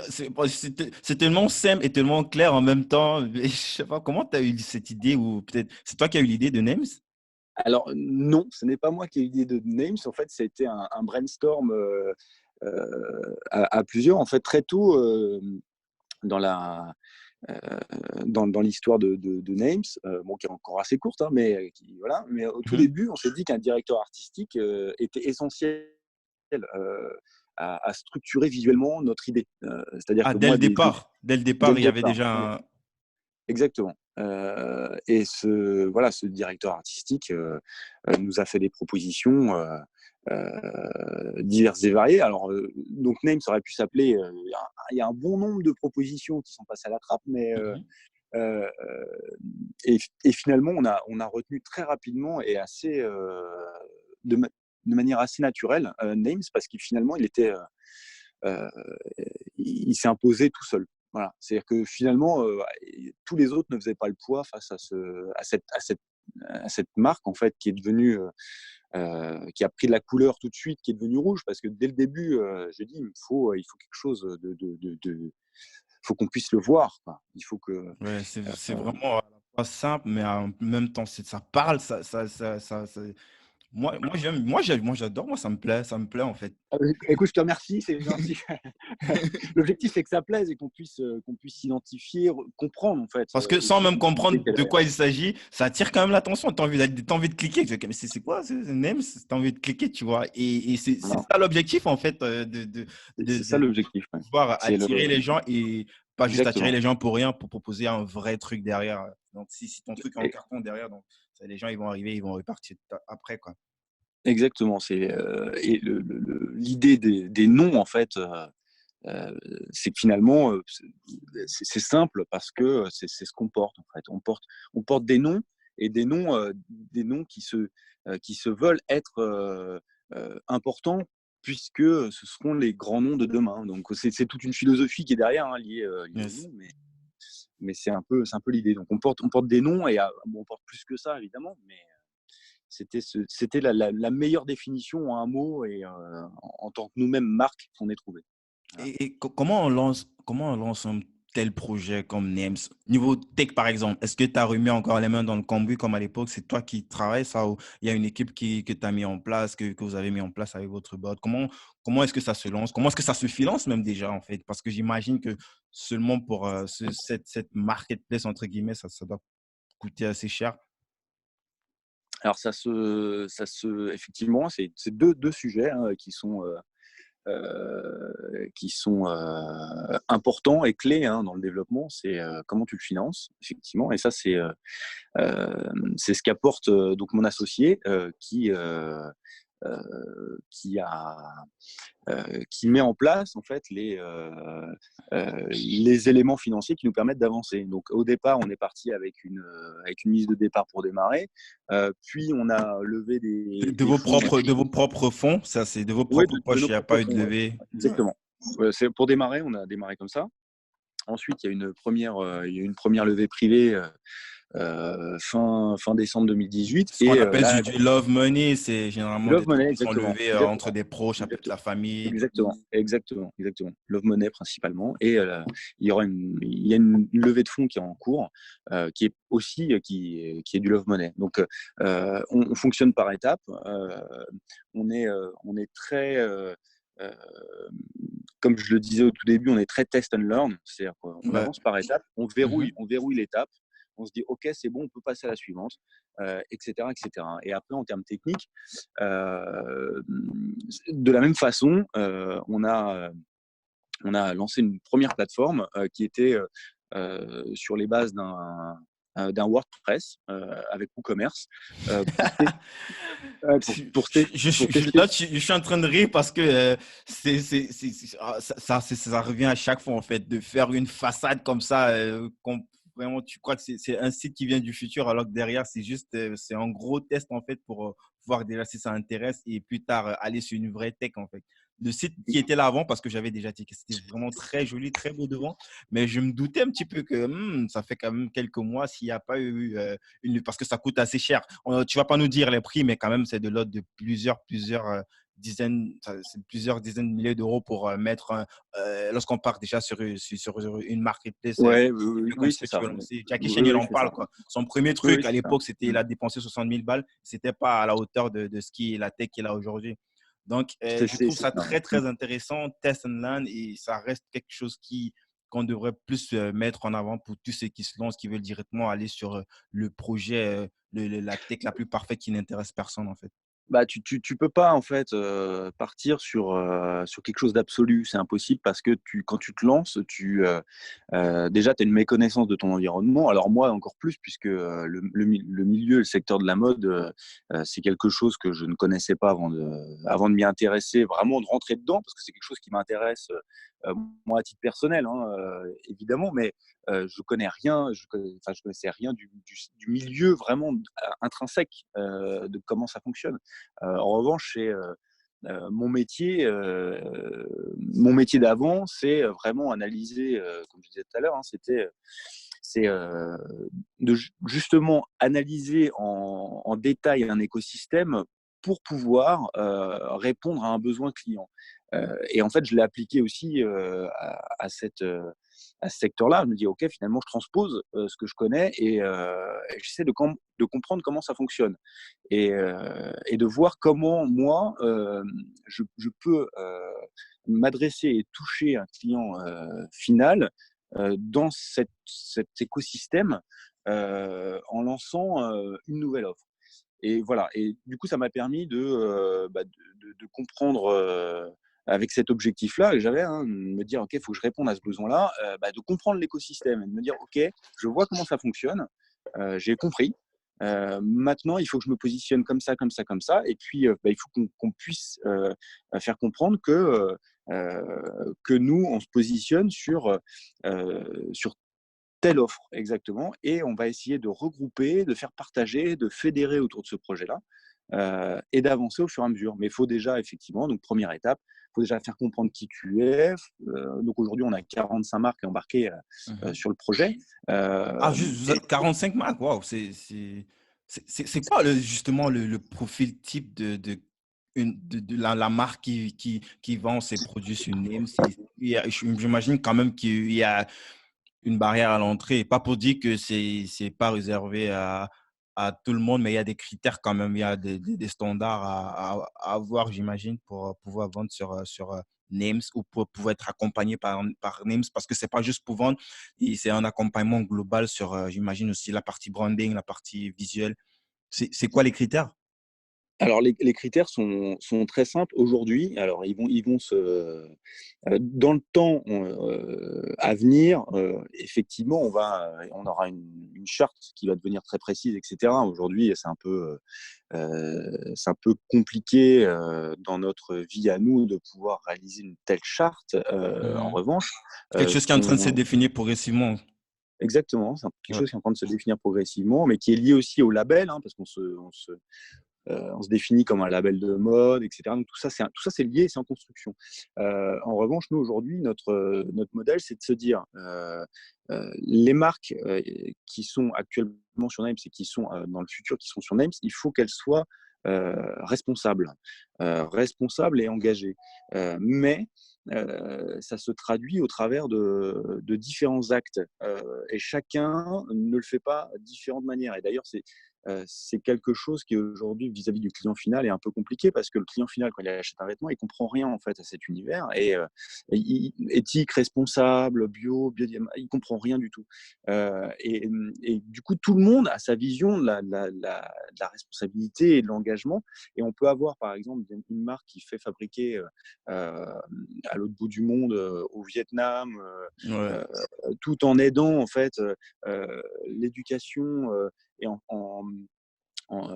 finançant une partie de l'éducation de jeunes Vietnamiens, ou ça peut être en utilisant du coton bio qui a été tissé en Chine, mais qui après, voilà. Donc chacun a sa version. Il y en a pour qui c'est le made in France pur, il y en a pour qui Ouais. Le slip c'est le français notamment. slip français.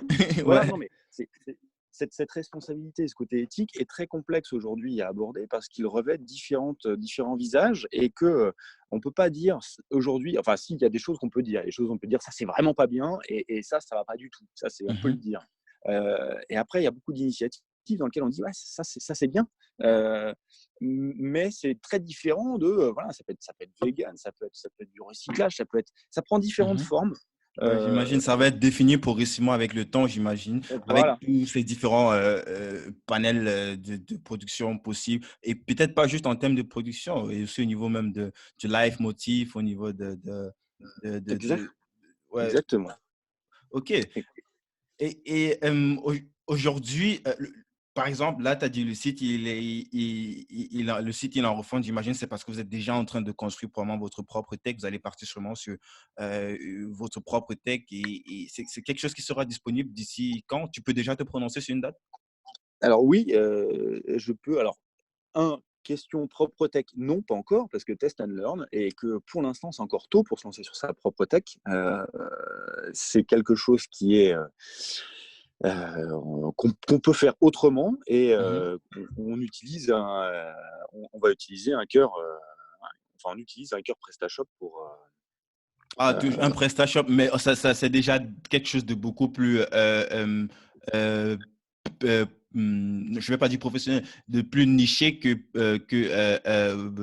WordPress en ce qui concerne Exactement. la marketplace. Ils sont spécialisés, c'est le mot que je voulais dire en fait, de plus spécialisés par rapport à WordPress où il faut peut-être encore associer un WooCommerce, ça devient plus complexe avec les bugs. PrestaShop, ils sont un petit peu plus spécialisés et bon, peut-être plus tard. Lorsque il y aura un trafic ou des données qui vous permettront de partir sur votre propre tech, tu vas sûrement faire le bascule. Mais ça tombe bien que tu en parles. C'est Exactement. quoi, c'est quand est-ce qu'il faut aller sur sa propre tech? S'il y a des critères comme ça standards, euh, pas forcément carré, mais il y a un minimum de données déjà, de signaux qui disent déjà là, il faut que tu ailles sur ton propre truc, sinon tu risques de te casser la gueule avec le fait de tout le temps changer des trucs, demander à changer des trucs sur la tech de quelqu'un d'autre qui n'est pas forcément compatible à ce que tu veux mettre sur ton site.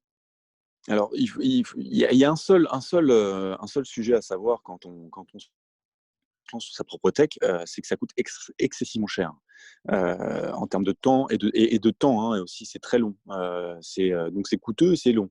Donc il faut avoir un projet qui soit Pour complètement que les gens ils défini, ou avoir comprennent bien, il faut peut-être qu'on dise, alors, on parle de l'ordre de plusieurs centaines de milliers d'euros. Donc, tu vas voir des trucs qui partent exactement, même au-delà de 200 000, exactement. 200 000 euros. Donc, c'est vraiment et ce qui est normal vu la tâche, le travail qu'il y a derrière. Ce sont des gens, des développeurs qui s'asseyent et qui écrivent des milliers et des milliers de lignes de code. Donc, c'est pas pour dire que c'est abusé niveau prix. C'est par rapport au travail qu'il y a derrière. Il y a des développeurs qui passent des centaines et des centaines d'heures dessus pour mettre toutes ces lignes de code ensemble et ça prend du temps et c'est Oui. tout à fait normal que ça coûte cher.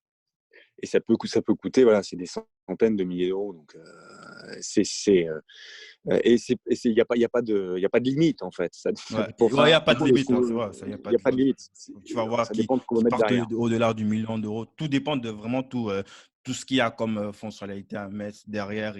Exactement. Ouais. Exactement. Donc en fait, l'idée, c'est soit tu as une idée qui est archi précise en tête et il n'existe rien en termes de base, de framework, de portail, qui peut t'aider à le faire. Bon, aujourd'hui, il y a quand même pas mal de choses qui existent, hein, même en termes de logiciels open source ou sur lesquels tu peux t'appuyer pour développer tes propres technos Mhm. après. Mais donc, tu as beaucoup de solutions qui existent, mais partir sur quelque chose de spécifique, il faut vraiment avoir quelque chose de très précis en tête et qui est infaisable autrement. Voilà.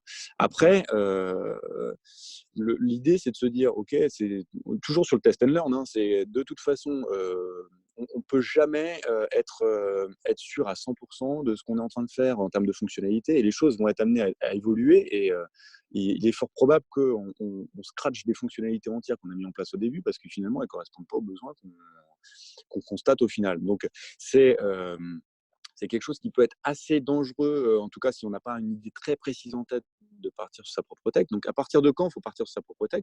C'est d'une part, quand on a les moyens, parce que sinon, si tu n'as pas les moyens, c'est cuit. Ouais, Voilà, donc ça, c'est c'est logique une déjà. éliminatoire directe. Ne Mhm. te lance pas sur un projet avec, voilà, si t'as pas d'argent, c'est Ouais. cuit. J'imagine que même si Et tu as les après, moyens, comme tu parlais des tests and learn, tu ne serais pas forcément dit que tu dois te lancer sur ta propre tech. exactement, exactement. Et après, deux, il faut des experts parce que c'est pas tout de se dire, voilà, je vais me lancer sur un projet X, Y.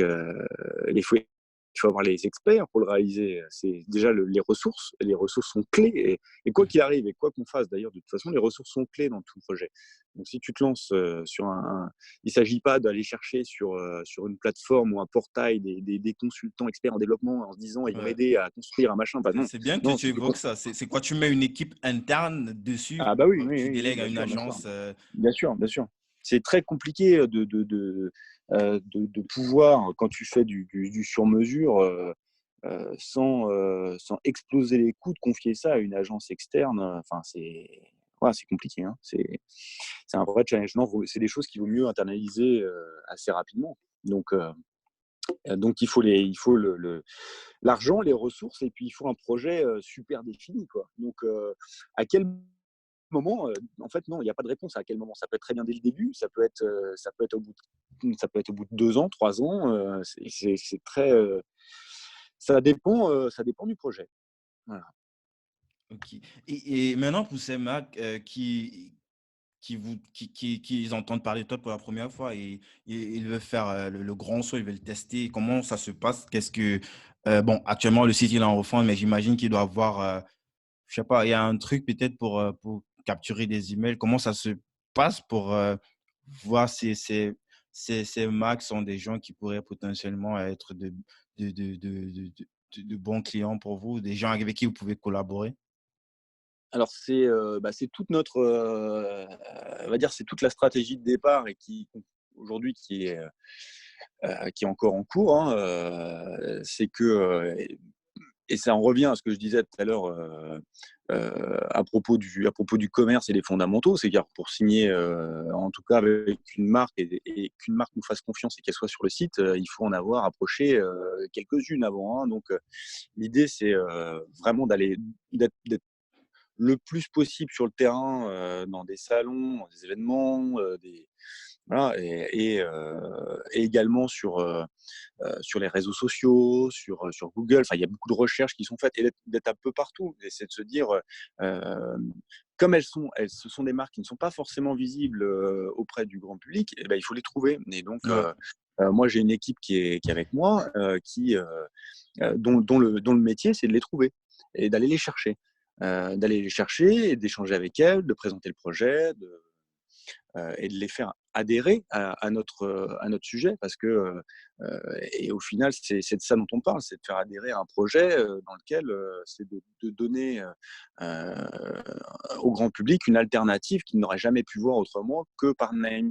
Voilà. Parce que nous on essaie de le porter différemment, on essaie de le porter sous un angle que le grand public verra. Parce que si tu attaques sous l'angle éthique et responsable, comme le font bon nombre d'acteurs sur le Ouais, sujet, c'est devenu très mainstream. C'est tout le monde qui c'est, le fait maintenant. voilà, c'est ça, c'est devenu très mainstream et en même temps aujourd'hui, euh, je pense que quand tu achètes un vêtement, tu n'achètes pas de l'étiquette du responsable. Enfin, en tout cas, ça fait pas partie de ton critère premier de sélection quand tu veux acheter un vêtement. Pour la Quand tu plupart veux des acheter un... gens, bon, il y a des gens vraiment qui sont très, très, très frileux. Ils sont vraiment à fond dessus. Mais pour la plupart des gens, je pense que Mais ça regarde, reste est-ce que tu as c'est raison. joli? Est-ce que ça me va? Exactement, exactement. En fait, tu as 2 profils. Le premier, c'est, tu as un profil qui est très éthique et responsable, mais qui l'est, par nature, mais et qui fait en sorte de tout faire, pour pouvoir justement pour contribuer, à faire en sorte que, heu, on vise dans une meilleure planète demain, donc sur une meilleure planète demain, donc et tous leurs actes sont guidés par ça, y compris dans ce qu'ils mangent, dans ce qu'ils font, dans la manière voilà et donc quand ils s'habillent et ben, ils le font. Ça représente aujourd'hui une communauté, une petite communauté de personnes, quoi qu'on en dise. Cette communauté-là, elle doit grandir. Sauf que, bah, il y a quand même une grosse partie, si je prends juste notre territoire français, quand même une grosse partie des Français, actuels qui n'est pas, qui a et ça c'est lié au pouvoir d'achat, mais qui aujourd'hui dont le Ils se posent seul, même pas la question, en fait, parce que se pose pas la c'est question pas parce que juste leur seul que c'est objectif, pas quelque chose c'est qui de les rép touche, c'est juste ouais. qu'ils arrivent même pas au stade où il faut se poser la question, en fait. Exactement, parce que le premier sujet, c'est de répondre à leur besoin premier, qui est d'acheter un vêtement avec un style, soit un besoin type j'ai vraiment besoin d'un jean, d'un pantalon parce que j'en ai plus. Voilà. En fait, il y a un besoin derrière. Et ça, c'est le premier sujet, c'est de répondre à celui-là. Après, le deuxième sujet, c'est de répondre à un prix, en fait. Et ce prix, l'éthique est responsable. Aujourd'hui, il n'y répond pas totalement parce que Ouais, c'est il y a la voilà, production par rapport à ces conditions d'éthique et exactement, responsabilité, c'est pas. exactement. Donc il y a beaucoup de choses à changer et c'est tout notre projet de se dire que nous, on est capable, en tout cas, on a des idées, on a une stratégie pour se dire qu'on va rétablir du sens dans tout ça. Donc Mhm. derrière, il y a effectivement le fait d'aider à la relocalisation le plus possible de tout ce qui est production, de Sur le pouvoir faire. territoire français? Pardon? Qu'est-ce que tu entends par là? C'est genre pour ramener une production sur le territoire européen, français, ou c'est plus. En fait, de produire. L'idée, c'est de produire. Alors, là, on rentre dans un autre sujet, mais l'idée, c'est d'aider à produire localement. Pourquoi? Parce que ça nous permet de faire du flux tendu. Ok. Ah ouais, ouais, Euh, ouais. Jackie, il en parle justement parce que c'est ça le nerf de la guerre aujourd'hui et c'est là où Amazon, exactement, il bouscule tout le monde en fait. Le exactement. fait Et voilà. de Il est commander un truc et 6 heures après, le lendemain, tu l'as chez toi, c'est quelque chose qui me surprend toujours aujourd'hui, mais bon, c'est là Et où oui, exactement. C'est-à-dire que c'est pareil. Quoi qu'on en dise, c'est que il y a des règles finalement aujourd'hui qui ont été fondées par des sociétés comme Amazon ça devient des standards. Ce sont des standards, c'est que ouais, le grand public s'attend à être livré le lendemain pour un achat qu'il a réalisé le jour même. Donc euh, c'est grosse aujourd'hui prouesse technique et Et c'est donc, aujourd'hui et c'est un problème aujourd'hui. C'est-à-dire que si on veut faire les choses bien et avec bon sens, c'est très compliqué de pouvoir répondre à ces enjeux de délai vis-à-vis du client final. ouais. Euh, Maintenant, alors on peut trouver des alternatives et il faut réussir à éduquer et faire preuve de pédagogie auprès du grand public au fur et à mesure en leur disant que tout ne peut pas être livré en une journée. Donc ça, le souci de ça, c'est que Ça va être ça donne. compliqué quand même, Michael. Ouais, Désolé, c'est mais compliqué. pour ça, c'est très, Bien sûr, très, bien très sûr, compliqué, franchement, bien parce sûr. que les gens, et tu l'as même dit Oui, je suis bien précédemment, les d'accord. gens, ils se posent pas la question de savoir d'où est-ce que ça Tout vient, à fait. comment, dans quelles conditions est-ce que ça a été produit. Je veux dire, la plupart des gens, d'où lorsqu'ils savent que quand je pars sur Amazon, je clique comme ça et puis le lendemain, je reçois le produit, il y aura beaucoup plus de friction, en fait. Mais probablement, j'imagine qu'il y a toute une stratégie qui est mise en place, comme tu as Oui, parlé de la mais délocalisation, par exemple, et c'est l'éducation. long, c'est long, c'est très À long. Et tu as voir. raison, c'est long, c'est très long, et ça pourra pas se faire. Et je dis pas que c'est faisable du jour au lendemain, évidemment. Mais Mhm. dans tous les cas, effectivement, il faut prendre en compte ce standard. Et de toute façon, il faut faire en sorte d'y répondre le plus possible. C'est-à-dire que, et ça ne peut se faire que justement en flux tendu. C'est ce que tu parlais de Jackie là-dessus. Et effectivement, il est là-dessus aussi. C'est-à-dire que ces standards-là, il faut pouvoir s'adapter. Et, et c'est justement en relocalisant certaines choses, certains sujets, des sujets de production, des sujets liés à la découpe du tissu, à l'assemblage. Enfin, il y a plein de choses hein, Ouais, ouais. qui peuvent être relocalisées et en flux tendu, qu'on va pouvoir justement redonner du sens à tout ça. Donc il y a un côté un peu Ouais, c'est ça, c'est vraiment sur du long terme, c'est pas, c'est quelque chose j'imagine, ça va commencer peut-être par des, pour des usines d'assemblage, même si les trucs sont produits ailleurs, mais au fur et à mesure de créer comme ça un cercle vertueux où tout petit à petit exactement, parvenir à apporter exactement. C'est ça, il s'agit de créer un système vertueux. Et ce système vertueux, bah, il faut, pour pouvoir dérouler le fil, et bah, il faut prendre le fil par le bon bout et puis bah, Mhm. mettre les doigts dessus et puis commencer à tirer. Et c'est ce que Neil souhaite faire. Voilà. Donc on va commencer. Alors c'est long, on le sait, hein, que c'est très long et qu'on est parti du principe que notre projet c'était quelque chose d'ambitieux, mais qu'on allait le faire parce que c'est notre état d'esprit et qu'on n'est pas là pour faire de la figuration. Voilà. Bah, c'est très, très, très intéressant. Moi, j'ai hâte de suivre ça, en tout cas, de voir déjà comment tout ça va évoluer dans les prochaines années. Et sinon, comment tu bosses aujourd'hui? Tu as dit vous êtes 8 dans l'équipe. Comment ça Oui, se fait? Chacun sait ce qu'il doit faire. C'est toi le CEO, j'imagine, ou comment oui. est-ce que c'est? Bah, je suis effectivement le chef d'orchestre. Bah, ça se fait, ça se fait. Et, c'est le chef d'orchestre sur sur tous les profils que j'ai. Alors, j'ai recruté chacun des profils évidemment, et on a démarré par un cœur plutôt commercial puisque c'est le nerf de la guerre et c'est par Ouais, là où on a logique. démarré. Donc les premiers recrutements, alors j'ai à la fois j'ai eu des stagiaires, mais j'en ai pas là. Ce sont des alternants ou des apprentis, hein, il y en a certains, pas tous. Hein, j'ai des CDI aussi. J'ai toute une partie communication qui arrivait tout de suite après, donc j'ai une responsable communication, voilà, qui s'appelle Alexia. Et aussi, aujourd'hui, j'ai internalisé la partie web designer. J'ai communication, assistant de communication, j'ai des commerciaux et un web designer. Et Voilà. comment c'est quoi, tu as des secrets à nous partager? Tu bosses comment au niveau productivité? Est-ce que tu as des applications? Comment tu mets tout ça en place? J'imagine que avec une équipe de tant de personnes peut-être la partie média qu'il faut aussi gérer, ça doit être pas très évident au niveau des prises de grosses décisions.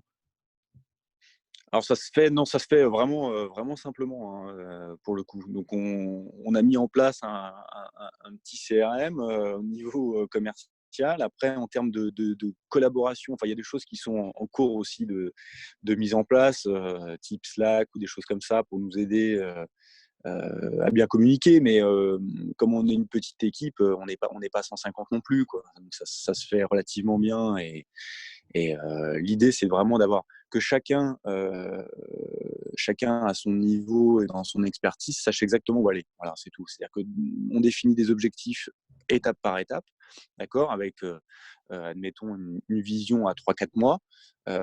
Tout ça dans une vision globale, évidemment, que chacun a. Et dans cette étape, avec une vision de 3-4 mois, et ben on se donne les objectifs intermédiaires avec Mhm. des jalons, un planning, des choses à réaliser. Je synchronise chacun et je fais des réunions soit en tête à tête, soit à plusieurs, et en fonction des sujets, avec pas forcément les mêmes personnes. Donc à chaque fois, on synchronise et puis on avance, on a des plannings, et on se partage les tâches et puis on rectifie Mhm. s'il y a des choses qui vont pas. Voilà.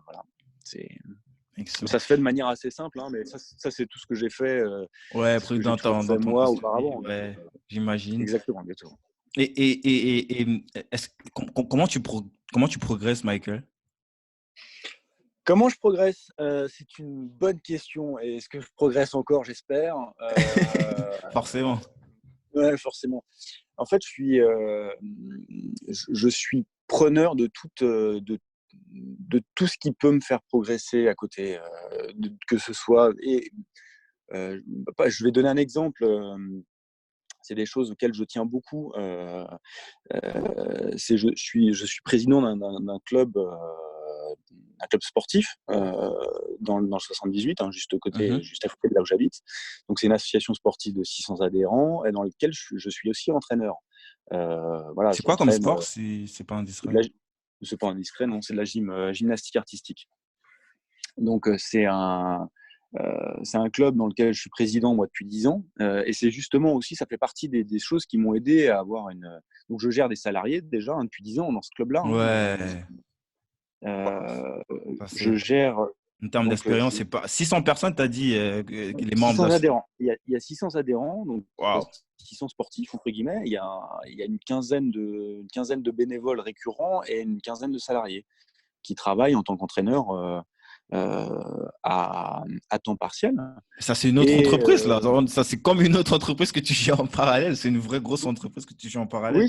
oui, oui, effectivement, c'est ce que je fais. Et c'est ce qui me permet aujourd'hui d'avoir en tout cas, d'avoir suffisamment d'expérience aussi en termes de management et de relations humaines. Ça fait Mhm. partie des choses que j'ai appris par moi-même, hein. C'est du self-made man, mais c'est important d'avoir aussi cette expérience-là. Et ça me fait progresser. Et je suis entraîneur sportif, donc j'entraîne des équipes de gym avec derrière des objectifs de réussite en compétition. Et c'est des choses qui me plaisent et qui me font progresser parce que Waouh, l'aspect ça, c'est du vrai l'as- bagage. l'as- l'aspect coaching est un atout. Enfin, j'ai toujours pensé que c'était un atout. Alors le fait d'être président d'un club de gym, ça l'est, hein, parce qu'on apprend plein de choses Ouais. au niveau structure, parce que j'ai recréé cette structure-là sur la base d'un club qui était pas bien du tout. Donc, il a fallu que je recrée toute une structure de gestion autour de tout Mhm. ça, sain et pérenne. Et donc, du coup, ça m'a donné aussi des armes pour plus tard. Donc, tout ça, c'était Ouais, on va dire, j'imagine. Moi aussi, je suis autant très, de. très fan de la partie aussi coaching en termes de, au-delà de l'aspect technique, de tout les facilités qu'on peut avoir en termes sur l'expertise qu'on a appris, qu'on s'est fait avec les mains, et aussi la partie état d'esprit, la partie mindset qui, pour moi, reste le Exactement. plus important. Et le fait d'avoir ce bagage et quelque chose que tu fais de façon continue, comme ça solidifie en fait ses fondations de telle sorte que quand les crises arrivent, parce qu'il y aura des crises, ça c'est clair, forcément il y aura des crises pendant ce parcours avec Names, que tu puisses rester debout en tant que capitaine et continuer porter le bateau vers le cap qui était fixé dès le départ, quoi. Bah, c'est exactement ça, hein, c'est exactement ça. Et l'idée, c'est vraiment de faire collaborer des profils et des experts, et peu importe. Et même quand tu es coach d'une équipe ou etc., c'est la même chose en fait. C'est de Mhm.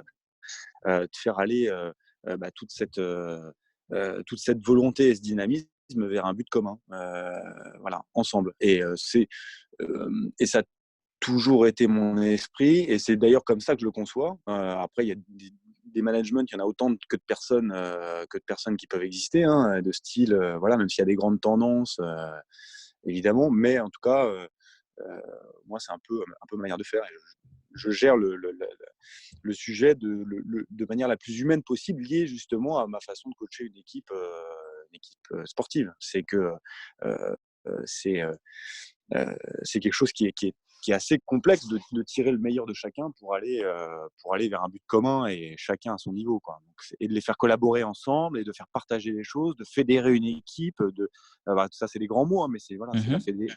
de fédérer, de donner de la cohésion, et de partager tout ça. Voilà. Et le club sportif, et c'est ce qui me permet aussi, quand tu disais de progresser, et ce qu'il est encore possible de progresser, ça me permet aussi voilà, de remettre en question certaines choses, parce que et d'avoir pas forcément qu'une seule vision de ce management qu'au travers de Names ou voilà. Donc il y a différentes facettes, et c'est important justement de s'imprégner de toute cette façon de faire dans ces différentes facettes de management. Voilà. Ah, c'est excellent. Dis-moi, tu recommandes, il y a des bouquins comme ça que tu recommandes souvent ou... J'ai il y a effectivement il y a beaucoup de livres que je devrais lire, que je sais que je devrais lire. J'aimerais beaucoup en fait, j'ai pas le temps de lire. Ah, j'imagine. Mais J'ai, t'as pas un truc comme ça qui t'a marqué ces dernières années, peut-être un bouquin qui t'a spécialement marqué que tu pourrais partager avec nous? j'ai pas eu le temps de le finir, mais il y a la bio de Richard Branson que j'avais commencé il y a quelques années, qui est plutôt pas mal. Mhm. Mais c'est des choses qui effectivement euh, je trouve génial, et que j'ai malheureusement pas le temps de faire. C'est de lire, en fait. J'ai pas assez Mhm. le temps de. Voilà. J'aime les personnalités, j'aime la façon dont elles prennent des projets à cœur, mais en fait, j'essaye de moi. Je pense que c'est par l'expérience, plus que Ouais, par la lecture, qu'on y arrive. Alors, il y a des choses voilà, des choses que je vois qui m'inspirent, et des choses que j'entends qui m'inspirent. ouais. Euh, et du coup, la lecture,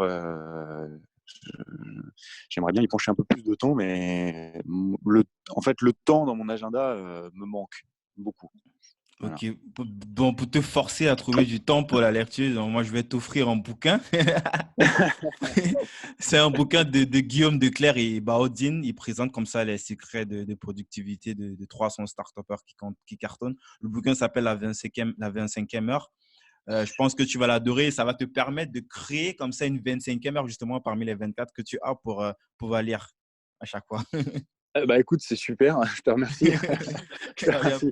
Ouais, il va falloir vraiment que je trouve du temps, hein, là. Pas de quoi. Dis-moi, Michael, où est-ce qu'on peut envoyer les gens qui veulent en savoir plus sur ton travail, sur ce que tu fais? Le site, déjà, on va le mettre en description pour ceux qui vont checker plus tard quand il sera de nouveau dispo. Sinon, Ouais, tu as d'autres plateformes sur lesquelles on peut peut-être te suivre, ou soit toi, ou soit Names, je sais pas, peut-être LinkedIn, Facebook, je sais pas. on peut me suivre, exactement, on peut me suivre sur LinkedIn, on peut me suivre sur Instagram, Facebook, j'y suis un peu moins, mais on peut me suivre aussi, on peut cliquer partout, et normalement, voilà, j'essaie d'être le plus présent possible sur les réseaux. Également, voilà, parce qu'il y a beaucoup de choses qui me plaisent dans les élans actuels. Il y a beaucoup d'énergie qui vont dans le bon sens. Et je pense que c'est une opportunité pour elle et pour Names aussi, parce que il y a un contexte favorable Mhm. à tout ça. Et du coup, j'essaie d'être voilà, le plus actif, et de regarder un peu, d'être à l'affût de tout ce qui se passe à droite, à gauche, et de rencontrer les personnalités aussi différentes et variées, parce que Mhm. Ouais, c'est ouais, ce le qui me réseau, plaît, tu as en fait. beaucoup parlé de ça, ouais, d'aller vers les autres aussi. C'est comme ça que parfois tu fais même de belles rencontres. Exactement. Ouais, non, je partage complètement. Merci beaucoup, Michael. Merci surtout pour ta franchise, hein, de parler comme ça sans filtre, de nous partager un petit peu certains dessous de ta boîte. Et j'ai pris beaucoup de plaisir à échanger avec toi. Bah, et c'est plaisir Je partagé, te Guy, souhaite c'était très bon sympa. vent, je Ouais. te souhaite que du succès et vraiment, j'ai hâte de voir dans quelques années à quoi est-ce que NEMS va ressembler. Eh beh, écoute, je te remercie beaucoup de m'avoir accordé ce temps et puis, bah, si ça t'a plu et si ça plaît aux auditeurs, bah, j'en suis le premier ravi de partager tout ça.